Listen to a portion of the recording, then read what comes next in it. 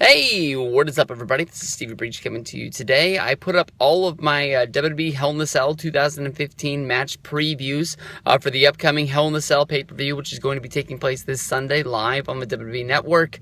I talked about the fact that I'm going to WWE's live show for NXT, which is going to be taking place in an aftershock concert here in Sacramento, and I'm really excited about that. But it seems that out of all the match previews that I put up, the one that generated the most interest was the John Cena mystery opponent. That's kind of funny to me because when you think about Night of Champions, the last show on the WWE Network, the match that got the most anticipation and the one that got the most people talking was Ambrose and Roman Reigns and a mystery opponent going up against the Wyatts. People want to know who is behind the mystery man. They want to know basically what they don't know. And in the video, I went over all of the people that people are talking about on Twitter, whether if it's Daniel Bryan, the guys from NXT like Finn Balor, Tyler Breeze, who just made his NXT WWE debut on SmackDown, Samoa Joe, James Storm, but the overwhelming response, which I think is getting more response more than anything else, is people thinking that it's going to be Dean Ambrose. Dean Ambrose, of course, should be the guy moving into John Cena's spot, sort of being the babyface of the company, with Randy Orton's injury, John Cena being on the sideline, with him going to film his reality show.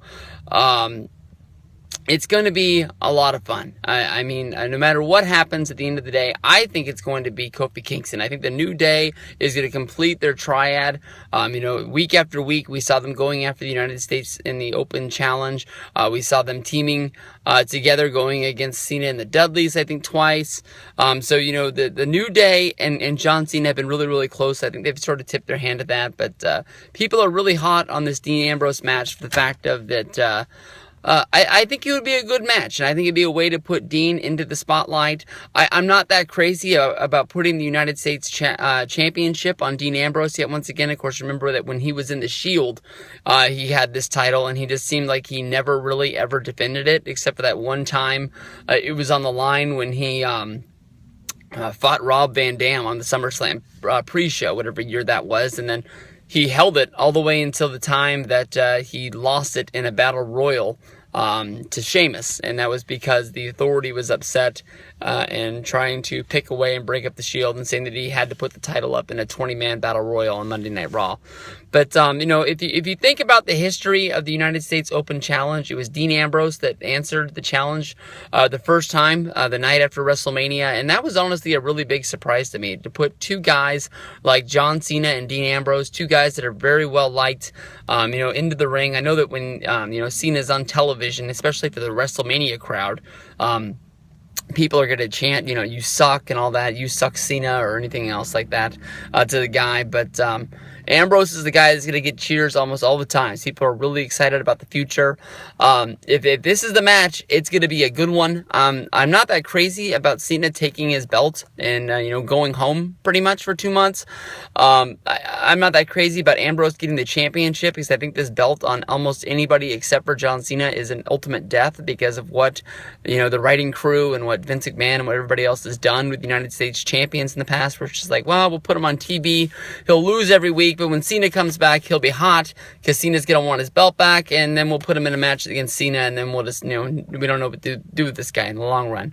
Ambrose is a guy that should be looked at as he is the future. He's not my favorite guy. He is a good guy. He does have a lot of fans. So I do think that he is a guy that, could be in the right hand, somebody that's really well liked and could be moving into that role. If you go back to last year, at the Hell in the Cell, he was in the main event going against Seth Rollins, and people were thinking that he was going to be the next Stone Cold Steve Austin. So we'll see if they can heat him up again. He sort of got the Bray Wyatt treatment where I think he went to an ultimate death. But if this is the match of the pay-per-view, it's going to be a good one. I'm going to be excited. I guess I want Ambrose to win, but we'll see. Hey, what is up, everybody? This is Stevie Breach coming to you here today. It seems Hey, what is up, everybody? This is Stevie Breach coming to you here today. Got a couple minutes before I got to go into work. So I put up all my videos yesterday talking about the WWE Hell in the Cell pay-per-view, which is going to be coming up this Sunday on pay-per-view. Everybody's all high and